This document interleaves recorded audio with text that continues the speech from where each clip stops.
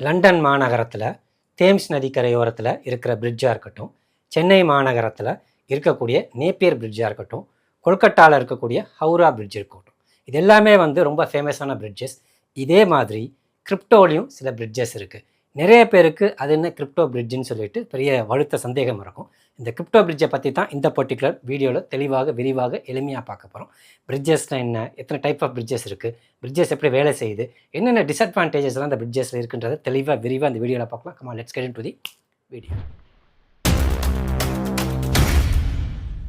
கிரிப்டோவில் நிறைய எக்கோசிஸ்டம்ஸ் இருக்குது.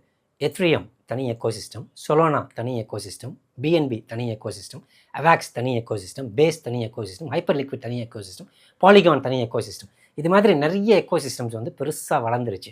ஸோ பல பேர் கிரிப்டோக்குள்ளே வரனால என்ன பண்ணுறாங்கன்னா, ஒரு பர்டிகுலர் எக்கோசிஸ்டம்லேருந்து இன்னொரு எக்கோசிஸ்டத்துக்கு காயினை மாற்றணும்னு நினைக்கிறாங்க.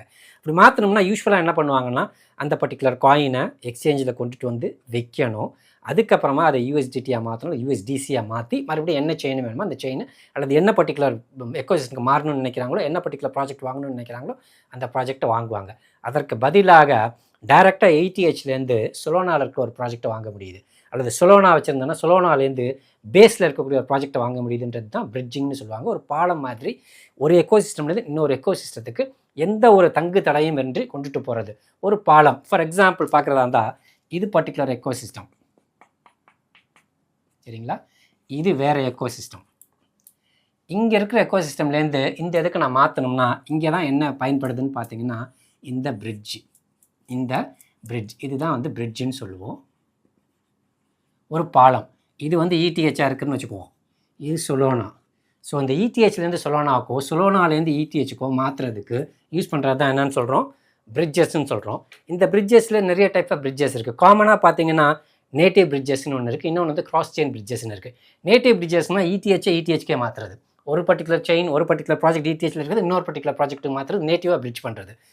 ETHலேருந்து சொலோனாக்கோ, ETHலேருந்து பேஸுக்கோ, ETHலேருந்து பாலிகானுக்கோ, ETHலேருந்து அவாக்ஸ்க்கோ மாற்றுறது கிராஸ் செயின் பிரிட்ஜஸ்ன்னு சொல்லுவோம். இந்த பிரிட்ஜஸ் எல்லாத்துக்கும் 3 விதமான கேட்டகரிஸ் இருக்குது, 3 விதமான டைப்ஸ் இருக்குது. அதை இப்போ ரொம்ப தெளிவாக பார்க்கலாம். First type third party validator bridge.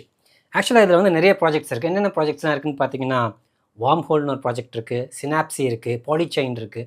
இது மாதிரி நிறைய ப்ராஜெக்ட்ஸ் எதில் இருக்குதுன்னு பார்த்தீங்கன்னா இந்த தேர்ட் பார்ட்டி வேலிடேட்டர்ஸில். இது ரொம்ப சிம்பிள். ஆக்சுவலி இது ஒரு எக்கோசிஸ்டம், இது ஒரு எக்கோசிஸ்டம். இங்கே இதுக்கு ரெண்டுக்கும் நடுவில் ஒரு பாலமாக இருக்கிறது தான் என்னன்னு சொல்கிறோம், பிரிட்ஜுன்னு சொல்கிறோம். இந்த பாலமாக இருக்கும்போதும் இந்த இடத்துல என்ன இருக்குன்னு பார்த்தீங்கன்னா, சில வேலிடேட்டர்ஸ் இருப்பாங்க. ஆக்சுவலாக சில மெம்பர்ஸ், சில வேலிடேட்டர்ஸ். இவங்களோட வேலை என்னென்னா, நம்ம கொடுக்கக்கூடிய அந்த ப்ராஜெக்டை இவங்க வாங்குறது. இந்த பிரிட்ஜு வாங்கும், அதை வாங்கிருச்சு. வாங்கி என்ன பண்ணோம்னா இங்கே லாக் பண்ணிவிடுவாங்க. லாக் பண்ணிவிட்டு இந்த எந்த பர்டிகுலர் செயினுக்கு நம்ம மாற்றணும்னு நினைக்கிறோமோ அந்த இடத்துல என்ன பண்ணுவாங்கன்னா அதை கொண்டு போய் கொடுத்துருவாங்க. அப்படி போகும்போது என்ன ஆகும்னு பார்த்தீங்கன்னா, இங்கே ETH அனுப்புனோம்னா இங்கே ETH போய் சேராது. இங்கே WETHன்னு ஒரு பர்டிகுலர் பேரில் போகும், அதாவது ரேப்டு ETHன்னு போகும். இப்போ என்னென்னா இங்கே லாக் பண்ணிவிட்டு இங்கே அன்லாக் பண்ணி அதே அளவு என்ன பண்ணிடுறது, இங்கே ரிலீஸ் பண்ணிடுறது. ஆனால் இந்த ETH அங்கே போய் சேராது, அங்கே ரேப்டு ETHன்னு போய் சேரும். அதனால தான் அது என்னன்னு சொல்லுவாங்கன்னா IOUன்னு சொல்லுவாங்க. IOUன்னு ஒரு டெக்னாலஜி, ஒரு விஷயத்த சொல்லுவாங்க. அதாவது நான் கடன் பட்டிருக்கிறேன் அப்படின்னு சொல்லுவாங்க. ஸோ அப்போ ETH நம்ம அனுப்பினோம்னா ETH போகாது இந்த பர்டிகுலர் தேர்ட் பார்ட்டி வேலிடேட்டர்ஸில். இந்த வேலிடேட்டர்ஸ் என்ன பண்ணுவாங்கன்னா அதை வேலிடேட் பண்ணி லாக் பண்ணிவிட்டு இந்த இடத்துல என்ன ஆகும், WETH, WSOL, WAVAXன்னு சொல்லிட்டு ரேப்பிடு வெர்ஷனாக இங்கே போய் என்ன ஆகும்னா போய் சேரும். Native currency, native tokens, native coins என்ன ஆகாது, இங்கே போய் சேரவே சேராது. இதில் ஒரு பெரிய சிக்கல் இருக்குது இந்த மாதிரி ப்ராஜெக்ட்ஸ்லாம். என்ன சிக்கல்னு பார்த்தீங்கன்னா, நிறைய நேரங்களில் இந்த வேலிடேட்டர்ஸை நம்ம நம்ப முடியாது. ஏன்னா அது தேர்ட் பார்ட்டி வேலிடேட்டர் தான். அவங்க எந்த அளவுக்கு நமக்கு கரெக்டாக செய்வாங்கன்றது ரொம்ப ரொம்ப எப்படி கவலைக்கிடமான ஒன்று, சந்தேகத்துக்குரிய ஒரு விஷயம். இப்போ எக்ஸாம்பிளுக்கு சொல்கிறதுனா வார்ம் ஹோலில் பார்த்தீங்கன்னா நிறைய அட்டாக் நடந்தது. அதே மாதிரியே பார்த்தீங்கன்னா ஹார்மோனி 1ல் நிறைய அட்டாக் நடந்தது. கிட்டத்தட்ட 500 மில்லியன், 100 மில்லியன், 200 மில்லியன் நிறைய அட்டாக் நடக்குது. எங்கே தான் அட்டாக் நடக்கும்னு பார்த்தீங்கன்னா இந்த மாதிரி பிரிட்ஜஸில் தான் நடக்கும். ஸோ இங்கே ஆட்டோமேட்டட் கிடையாது. ஒரு வேலிடேட்டர், அதாவது தேர்ட் பார்ட்டி வேலிடேட்டர் என்ன பண்ணுவாங்கன்னா அனுப்பக்கூடிய கரன்சிஸ், அனுப்பக்கூடிய டோக்கன்ஸை லாக் பண்ணி அங்கே என்ன பண்ணுவான்னா ரிலீஸ் பண்ணி விடுவான். ஸோ இது முழுக்க எதை நம்பி இருக்குன்னு பார்த்தீங்கன்னா இந்த வேலிடேட்டர்ஸ் நம்பி இருக்குது. ஸோ அந்த வேலிடேட்டர்ஸ் கொஞ்சம் என்ன பண்ணுவாங்க, ஆசை வந்துச்சுன்னு சொன்னால் அவங்களே திருடுறதுக்கான வாய்ப்புகளும் ரொம்ப ரொம்ப ஜாஸ்தி. அல்லது இந்த வேலிடேட்டர்ஸோட செக்யூரிட்டி லெவல் ரொம்ப கம்மியாக இருந்துச்சுன்னு சொன்னால் மொத்த ஃபண்ட்ஸுமே இழக்கிறதுக்கான சான்சஸ் வந்து ரொம்ப அதிகமாக இருக்குது. So this is what the first one. இந்த ஃபஸ்ட் ஒன் என்னென்னு பார்த்தீங்கன்னா தேர்ட் பார்ட்டி வேலிடேட்டரை யூஸ் பண்ணுற பிரிட்ஜஸ். நெக்ஸ்ட் டைப் வந்து லிக்விடிட்டி டைப் பிரிட்ஜஸ். ஸோ இந்த இடத்துல என்ன இருக்குன்னு பார்த்தீங்கன்னா அந்த தேர்ட் பார்ட்டிக்கு பதிலாக ஏஎம்எம்ஸ், அதாவது ஆட்டோமேட்டட் மார்க்கெட் மேக்கர்ஸ்ன்னு சொல்லிட்டு லிக்விடிட்டி ப்ரொவைட் பண்ணுறவங்க இருப்பாங்க. இது வந்து என்னுடைய ஒரு பர்டிகுலர் எக்கோசிஸ்டம். இது ஒரு எக்கோசிஸ்டம். இந்த 2 எக்கோசிஸ்டம்க்கு என்ன இருக்கும்னு பார்த்தீங்கன்னா நிறைய லிக்விடிட்டி ப்ரொவைட் ஆகிருக்கும். லிக்விடிட்டினா நிறைய ஃபண்ட்ஸை வந்து உள்ளே ஃப்ளோட் பண்ணி வச்சுருப்பாங்க. நான் என்ன பண்ண போகிறேன்னா இந்த எக்கோசிஸ்டத்தை கொண்டு போய் இந்த இடத்துல கொண்டு போனேன்னா இங்கே தேர்ட் பார்ட்டிலாம் இருக்காது. அதற்கு பதிலாக ஒரு ஆட்டோமேட்டிக் கோடு இருக்கும், அதாவது ஸ்மார்ட் கான்ட்ராக்ட். இந்த கோடு என்ன பண்ணணும்னு பார்த்தீங்கன்னா இந்த பர்டிகுலர் காயின், எந்த காயினை நான் மாற்றணும்னு நினைக்கிறோம் அங்கேயும் லிக்விடிட்டி இருக்கணும். எந்த இதுக்கு மாற்றணும் டெஸ்டினேஷன் பார்க்கணும் அங்கேயும் லிக்விடிட்டி பூல் ஒன்று இருக்கும். அதாவது வந்து லிக்விடிட்டினா இதுக்குள்ளே வந்து இதுவும் இருக்கும், நிறையா ப்ரொவைட் பண்ணி வச்சுருப்பாங்க. இதுக்கும் ஃபண்ட்ஸ் என்ன பண்ணி வச்சுருப்பாங்க, நிறையா ப்ரொவைட் பண்ணி வச்சுருப்பாங்க. ஆட்டோமேட்டிக்காக என்ன ஆகும்னா நான் இங்கே என்ன அனுப்புகிறேனோ இடிஹெச் அனுப்புனேன்னா இங்கேயும் இடிஹெச்சே போய் சேருமே ஒழிய டிராப்ட் இடிஹெச்னு போகாது. இது நேட்டிவ் செயின், அப்படியே நேட்டிவ் டோக்கன், நேட்டிவ் காயின்ஸ் அப்படியே போய் சேரும். இது. ரெண்டாவது பார்த்தீங்கன்னா இங்கே என்ன இருக்காதுன்னா தேர்ட் பார்ட்டி வேலிடேட்டர்ஸ் இருக்க மாட்டாங்க, மனிதர்கள் இருக்க மாட்டாங்க. Fully automated. கம்ப்யூட்டரே என்ன பண்ணுவோன்னா ஒரு கோடு, ஒரு சின்ன ஸ்மார்ட் கான்ட்ராக்ட் யூஸ் பண்ணி கொண்டுட்டு போயிடுவாங்க. இங்கேயும் ட்ராபேக்ஸ் இருக்குது. இங்கேயும் ஒரு பெர்ஃபெக்ட் சிஸ்டம்னா இங்கேயும் பெர்ஃபெக்ட் சிஸ்டம் கிடையாது. இன்கேஸ் இந்த பர்டிகுலர் எக்கோ சிஸ்டம்லையும் லிக்விடிட்டி இருக்கணும், இந்த பர்டிகுலர் எக்கோ சிஸ்டம்லையும் லிக்விடிட்டி இருக்கணும். ஏதாவது ஒன்றில் லிக்விடிட்டி கம்மியாக இருந்தாலும் என்ன ஆகாதுன்னா போய் சேராது. ஸோ லிக்விடிட்டியை பொறுத்தளவுக்கு ப்ராப்பராக ப்ரொவைட் பண்ணோம்னு சொன்னால் இந்த பர்டிகுலர் பிரிட்ஜஸ், அதாவது லிக்விடிட்டி பேஸ்டு பிரிட்ஜஸ் வந்து ரொம்ப அற்புதமாக வேலை செய்யும். இதுக்கு நான் ஏற்கனவே எக்ஸாம்பிள் சொல்லிட்டேன். செல்லர் பிரிட்ஜாக இருக்கலாம், ஹாப்பர் இருக்கலாம், கனெக்டர் இருக்கலாம். இதெல்லாமே என்ன பிரிட்ஜுன்னு பார்த்தீங்கன்னா லிக்விடிட்டி பேஸ்டு பிரிட்ஜஸ். இது 2வது டைப். 3வது டைப் வந்து lightweight and layer based பிரிட்ஜுன்னு சொல்லுவாங்க. ஸோ இது வந்து எப்படி இருக்குன்னு பார்த்தீங்கன்னா ஒரு ஹைபிரிட் மெத்தடில் ஒர்க் ஆகும். ஸோ வேலிடேட்டர்ஸ் இருக்க மாட்டாங்க, ஸ்மார்ட் கான்ட்ராக்டர்ஸ் இருக்கும், லிக்விடிட்டி ப்ரொவைட் பண்ணுற அவசியம் இருக்காது. ஆனால் என்ன ஆகும்னு பார்த்தீங்கன்னா ரேப்பிடுக்கு பதிலாக உங்களுடைய நேட்டிவ் டோக்கனே போய் சேர்கிற மாதிரி இருக்கும். ஸோ இதுக்கு எக்ஸாம்பிள் பார்த்தீங்கன்னா காஸ்மோஸ் பிரிட்ஜாக இருக்கலாம், அதே மாதிரி வந்து ஸ்டார்கேட் பிரிட்ஜாக இருக்கலாம், ரெயின்போ பிரிட்ஜாக இருக்கலாம். நிறைய பிரிட்ஜஸ் இருக்குது. இதெல்லாமே பார்த்தீங்கன்னா ரொம்ப ஃபேமஸான பிரிட்ஜஸ், ரொம்ப நல்லா ஒர்க் ஆகுது. ஐபிசி, காஸ்மோஸோட ஐபிசியாக இருக்கலாம். ஸோ இதெல்லாமே பார்த்தீங்கன்னா என்ன பிரிட்ஜுன்னு பார்த்தீங்கன்னா அந்த ரிலேயரை யூஸ் பண்ணி ஒர்க் பண்ணுறது. இங்கே என்ன ஆகும்னு பார்த்தீங்கன்னா அதே தான் எக்கோசிஸ்டம். பிரிட்ஜ் இருக்கும், சரிங்களா? இது பிரிட்ஜு. இந்த பிரிட்ஜில் என்ன ஆகும்னா நம்ம ஃபண்ட்ஸ் லாக் ஆகும். அதே மாதிரி இங்கே என்ன ஆகும்னா ஒரு ஸ்மார்ட் கான்ட்ராக்ட் இருக்கும். அந்த ஸ்மார்ட் கான்ட்ராக்ட் என்ன பண்ணணும்னா லாக் பண்ணிவிட்டு அப்புறம் இங்கே என்ன பண்ணணும்னா அதை ரிலீஸ் பண்ணணும். ஸோ இந்த இடத்துல டெஸ்டினேஷன் செயினில் என்ன பண்ணும், அதை ரிலீஸ் பண்ணணும். ஸோ இதில் என்ன அட்வான்டேஜ்னு பார்த்தீங்கன்னா இங்கே வந்து 3 வேலிடேட்டர்ன்ற சொல்லிட்டு ஒரு மனிதர்கள் யாரும் இன்டர்ஃபரன்ஸ் இருக்காது, மேனுவல் இன்டர்ஃபரன்சஸ் எதுவும் இருக்காது. ரெண்டாவது இங்கே லிக்விடிட்டி ப்ரொவைட் பண்ணணுன்ற அவசியம்லாம் இங்கே இருக்காது. சிமிலர்லி என்ன ஆகும்னு பார்த்தீங்கன்னா இதுக்கு இங்கே ஒரு ஸ்மார்ட் கான்ட்ராக்ட் தான் ரன் ஆகும், எக்ஸிக்யூட் ஆகும். இந்த ஸ்மார்ட் கான்ட்ராக்ட் எக்ஸிக்யூட் ஆகிறனால என்ன ஆகுதுன்னு பார்த்தீங்கன்னா ரொம்ப வேகமாக போய் சேரும். அதே சமயத்தில் என்ன இருக்குன்னு பார்த்தீங்கன்னா சில நேரங்களில் வந்து இன்கேஸ் வந்து போய் சேர வேண்டிய டெஸ்டினேஷன் கரெக்டாக இல்லை, அல்லது சோர்ஸோட உங்கள் ஸ்மார்ட் கான்ட்ராக்ட் சரியாக இல்லை, ஸ்மார்ட் கான்ட்ராக்டில் பக் இருந்துச்சுன்னு சொன்னால் கண்டிப்பாக என்ன ஆகும்னு பார்த்தீங்கன்னா போய் சேர்கிற இடத்துல சரியாக சேராமல் நிறைய வல்னரபிலிட்டிஸ், நிறைய வந்து ஹேக் ஆகிறதுக்கு சான்சஸ் இந்த பர்டிகுலர் பிரிட்ஜஸ்லையும் உண்டு. ஸோ ஓவராலாக பிரிட்ஜஸ்ன்றது இட்ஸ் எ பியூட்டிஃபுல் திங். ஒரு பர்டிகுலர் எக்கோ சிஸ்டம்லேருந்து இன்னொரு பர்டிகுலர் எக்கோ சிஸ்டத்துக்கு ஒரு பாலமாக அமைத்து நம்மளுடைய கிரிப்டோ கரன்சிஸை கொண்டுட்டு போகிறதுக்கு பயன்படுற மாதிரி இருக்குது.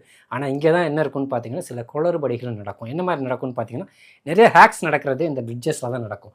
ஏன்னா பிளாக் செயின்ஸ் ரொம்ப செக்யூர்டாக இருக்கும். ஆனால் அந்த பிளாக் செயின்ஸ் ஒரு இடத்துல இன்னொரு இடத்துக்கு கொண்டுட்டு போகிறதுக்கு யூஸ் பண்ணுற அந்த பாலம் செக்யூர்டாக இல்லை. அங்கே ஏதாவது சின்ன சின்ன பக்ஸு, சின்ன சின்ன லூப் ஹோல்ஸ் இருந்துச்சுன்னு சொன்னால் அதை என்ன பண்ணுவாங்க, ஹேக்கர்ஸ் எக்ஸ்ப்ளாய்ட் பண்ணி அட்டகாசமாக அடிச்சுட்டு போயிடுவாங்க. ஸோ அப்படி பார்த்தீங்கன்னா நிறைய வந்து என்ன இருக்குதுன்னு பார்த்தீங்கன்னா ஹேக் நடந்திருக்கு.